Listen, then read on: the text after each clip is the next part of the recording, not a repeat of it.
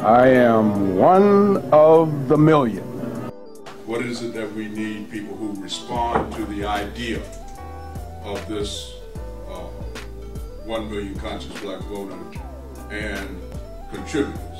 We want to make sure that folks understand that we're not just talking about voting. We're not just talking about electoral politics. Our fundamental concern is economic empowerment as opposed to just economic stuff which doesn't empower black folks. We're interested in black folks empowering themselves by utilizing what we have, whether it's our vote or our money, in ways that enhance our position and has at least the potential of changing the power relationship between black folks and white folks in particular, but black folks and other folks as well, in favor of black folks. We are unapologetic partisans for black folk. And if anybody in here is not that, this is the wrong people. We're unapologetic partisans for black folk. We need people to provide their current contact information if they take an interest in this undertaking. We need them to agree to register as no party affiliation. Yes, sir. And understand something, folks, that no party affiliation is not the same as registering as independent. Because in some political jurisdictions, there is such a thing as an independent political party. So if you register as an independent in one or another of those jurisdictions, you have actually registered in a party. In Florida, where I'm from anyway, the designation, if you don't want to be registered at any party at all, is no party affiliation, or NPA. So what we need people to do is check in their particular jurisdiction to see whether it's no party affiliation or some other frame of reference that means the same thing. But what it means is you're not registered in any political party, so no party claims you. And you don't claim any loyalty to any party. Your loyalty is to black folk, right? And whatever serves the best interest of moving up and forward in terms of black people. So make sure you clarify with your political people what is the appropriate designation for you if you want to have no party affiliation.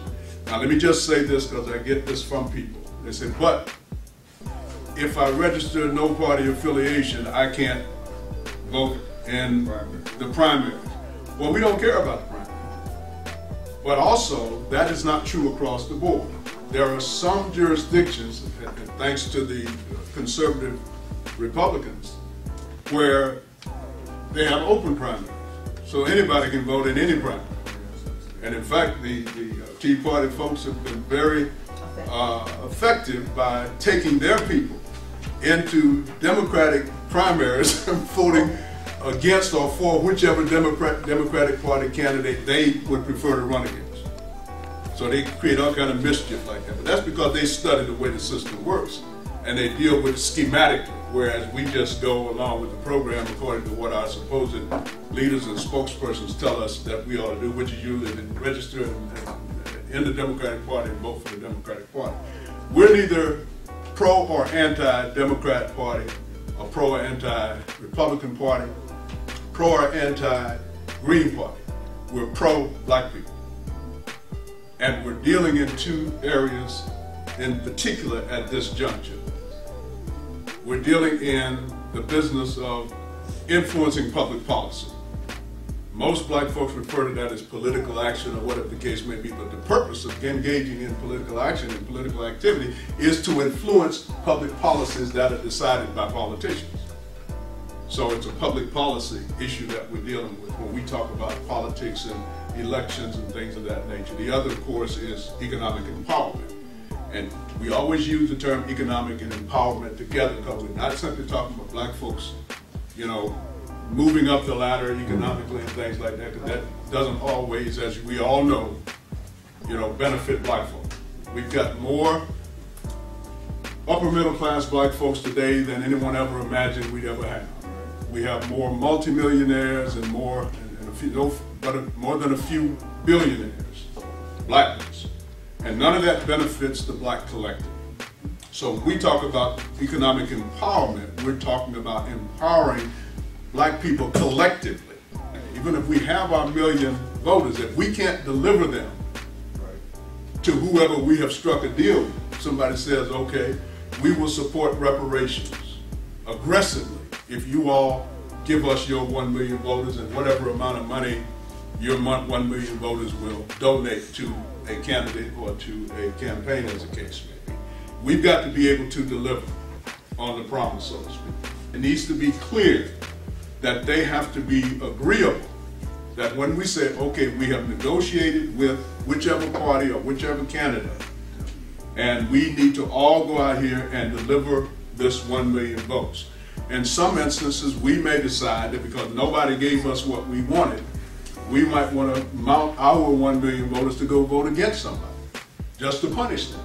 But we need to be able to reward our friends and punish our enemies. And I use that in a colloquial sense, not to say that we see anybody necessarily as friends, because as somebody said, there are no permanent friends and no permanent enemies. There are permanent issues. And that's what we've got to learn to do, and not just say it, but practice that.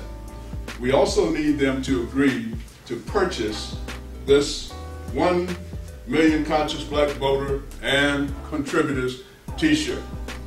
This t-shirt is our way of not only promoting the campaign, but generating some revenue, which is absolutely necessary if we are to do these great and wonderful things that we talk about. Black folks have a habit, as we all know. We're always well-intentioned. I personally believe that most black folk are well-intentioned when they talk about things. But we don't connect having good intentions to doing anything about the things that we got good intentions about. We feel oftentimes, without thinking about it, that when we have talked about a situation, that we have actually done something about it. Right? Because we're accustomed to talking, and we're the best talkers in the world. We don't produce much without talking, but we can out-talk most people, you see. So we believe in our heart of hearts that when we talk about a thing, that we have actually done something of substance about the thing, even though nothing has changed, especially in terms of the power relationship between black folk and white folk. And that's the ultimate test. Does it have any effect on the power relationship between white folks and black folk? And does that effect benefit the black people? If it has an effect, but it doesn't benefit us, it's a no. It's got to benefit us. If we're going to move up and forward, we've got to be able to see ourselves moving up and forward. I am one of the million. Hi, my name is Jim Klingman. In 2007, Amafika Kiuka and I and a few others met in Kernersville, North Carolina, and we started talking about having a president of Black America. That was almost 8 years ago. In 2014, Theodore Johnson wrote an article in Atlantic Magazine as well as on TheRoot.com and asked the same question: does Black America need its own president? Instantly, we started talking again, the group of us that met in 2007, and said we need to dust it off because we do need a champion in Black America in terms of politics as well as economics. Thus, we came up with 1 million black conscious voters and contributors to cover the political side of things as well as the economic side of things. So that we can be more self-reliant, we can indeed show that we are willing to pay our way for the things that we deem valuable around this country. We can't keep saying, quoting folks' speeches and invoking their names and saying how good and how important they were, how much we love them. And we're not doing what we're supposed to do to support the things they left behind, their legacies. Really show our people in the million and people who are looking on that we're serious about funding our own stuff. We're serious about it, and we're going to do it with our own dollars. To put together 1 million people, like Amefika said, we're not just talking about politics, y'all. We know that economics runs politics. That's right. Everybody knows that, whether you want to admit it or not. I mean, I can see it so clearly that if we don't, along with our votes, have some leverage capacity with our dollars, you know, we just blowing in the wind. And punishing our enemies and rewarding our friends is a very important concept. That's the way politics works, and that's the way the marketplace works. So not only do we need to leverage our votes, we need to leverage our economic power. And it's really not power if we don't leverage it. Absolutely. It's not power. The only way you know you have power is that you use it. A battery, we think has power, but we won't know until we use it. The same way with us. We talk about all the power we have. We don't really have any power because we're not exercising. We're not leveraging. So I'm about leveraging our dollars as we leverage our votes. It has to be a two-pronged effort, or we're going to continue to find ourselves at the bottom of every good category and at the top of every bad one. So I think it's a good partnership, a good meld between economics and politics, and I believe that it will show this nation and the world that we're really serious about what we're talking about. It can't be just votes alone. It can't be. We have to make sure we have some reciprocity.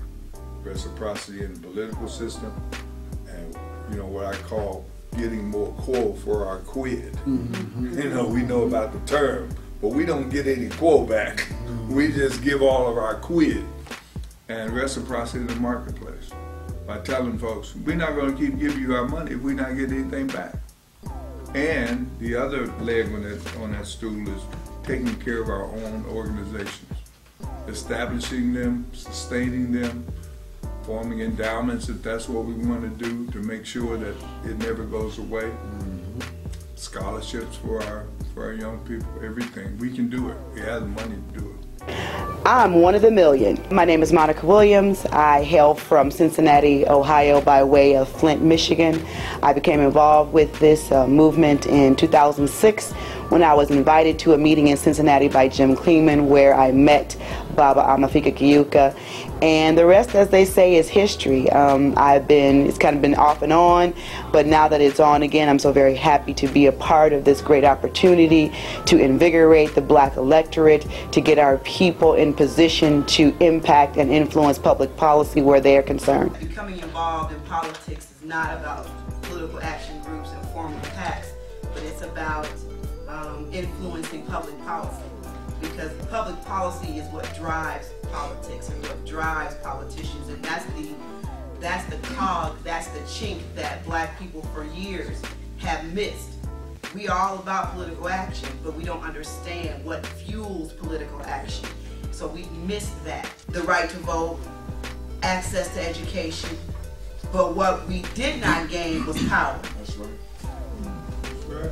And I think not putting anything on back in those times, but when you look at it through, you analyze it and you run it through the truthometer, what came out of that was some black folks got really educated and highfalutin and forgot where they came from.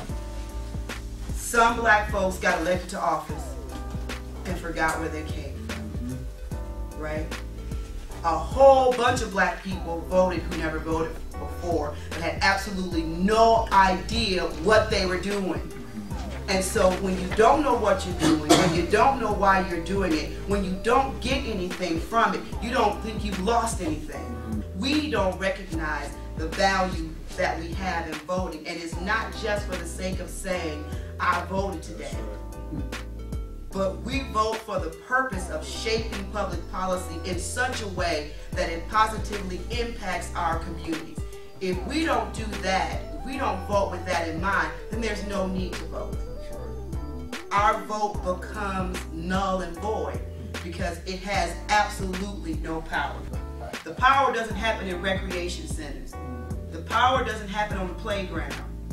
The power doesn't happen in churches and pews, and don't get me wrong, I'm an ordained elder, so I know the power that there is in church, but the power that I'm talking about is political power. What we have to do is use our power to change the message, to switch the paradigm, to get to a place where because you have to understand, elections are won and lost many times on less than 10,000 votes.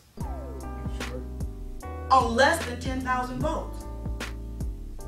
So even though we have the Electoral College, right? But the Electoral College is based on voting at the precinct level. That's what it's based on. And precincts and wards are really small. So we can impact a precinct and ward election just by distilling down our national message down to the local level. Who's making the rules that impact us the most? Not President Obama and Congress. It's local politics. Local politics. Local school boards. I'm one of the million. I became acquainted with Mr. Gayuka and Mr. Klingman about 7.5 years ago as members of the national movement to bring back black. It was a movement to put the issues that are important to black Americans at the forefront, at the front of the bus instead of the back of the bus. And that's what attracted me to these two gentlemen. The integrity of whatever they get involved with rises whenever they're involved with it. So when they started this movement, I was right there with them. As usual, the people get sidetracked. People got distracted by assuming that having a president in office that looked like us skin tone-wise was enough. After 6 of 8 years of his presidency, people realized that Barack Obama being in office is not enough. We still have work to do. We still have work to do for ourselves.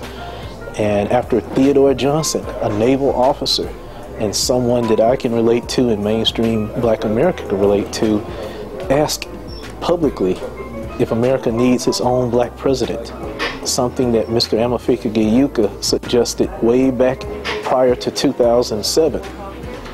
We knew it was time to revive the movement to bring back black. And because of that, I am happy to be one of the million conscious black voters to help do that. I'm excited to be one of the million. You know, after serving 20 years in the military, being battle tested, I never knew that I was going to be prepared for a battle such as this. It's a battle that started a long time ago, and obviously it continues on today. I met Brother Amefika on the phone a couple months ago, and he changed my life. I'm so glad to be a part of this. Being a fledgling member, I was just taken away. I was taken away by all the knowledge and experience and just the fire that's in the hearts of these men and women who have the same goal and mission in mind. I'm truly, truly honored to be a part of it. I've met some really, really remarkable people, and I look forward to what lies ahead. Again, the battle is not given to the swift nor to the strong, but they who endure to the end. Again, I'm glad to be a part of it.